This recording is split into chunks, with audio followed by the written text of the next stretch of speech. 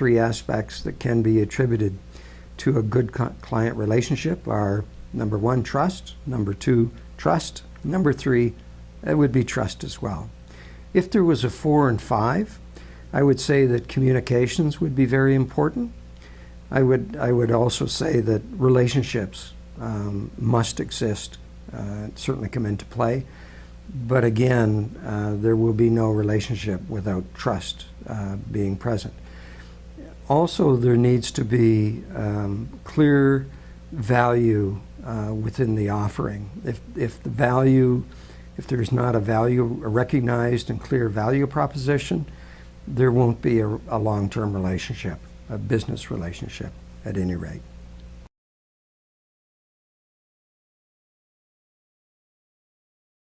I've had a personal experience with gain sharing. I would say that it was a good experience, but it was a very expensive experience, and not one for that reason that I would care to repeat. With gain sharing, one of the early things that needs to occur is the establishing of a baseline so that the buyer and the provider of services are in agreement of what the basic cost is going forward. And then the next challenge would be measuring that ongoing. Unfortunately, at the end of the day, or the end of the year, or whenever it comes time to settle up, in our industry, which is a very dynamic industry, the goalposts tend to move.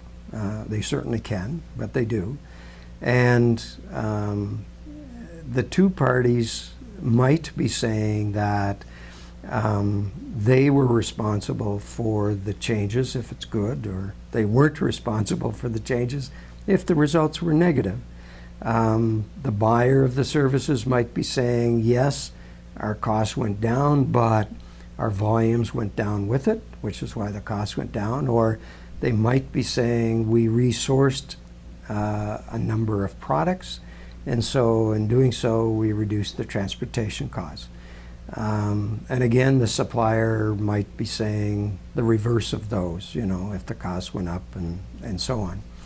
At the end of the day, settling this is subject to a negotiation versus it being purely objective, and that is unfortunate. And history will show at this point that there has been a number of court cases that the parties have been unable to settle amicably across the table. And so while that's unfortunate, that's also the reality of it. So can it be done? Is it being done? Yes. Is it challenging? Yes.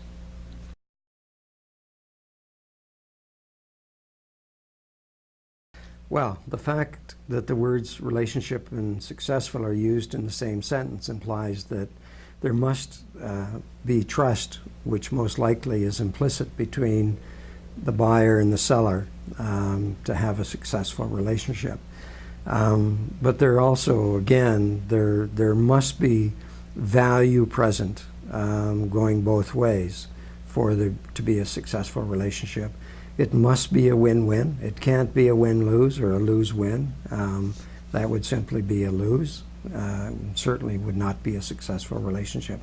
So there must be cost, for sure, comes into play, and there must be typically cost reductions, typically again service and quality improvements, and those are ongoing issues that need to be not just maintained but continuous improvement, if you like, throughout.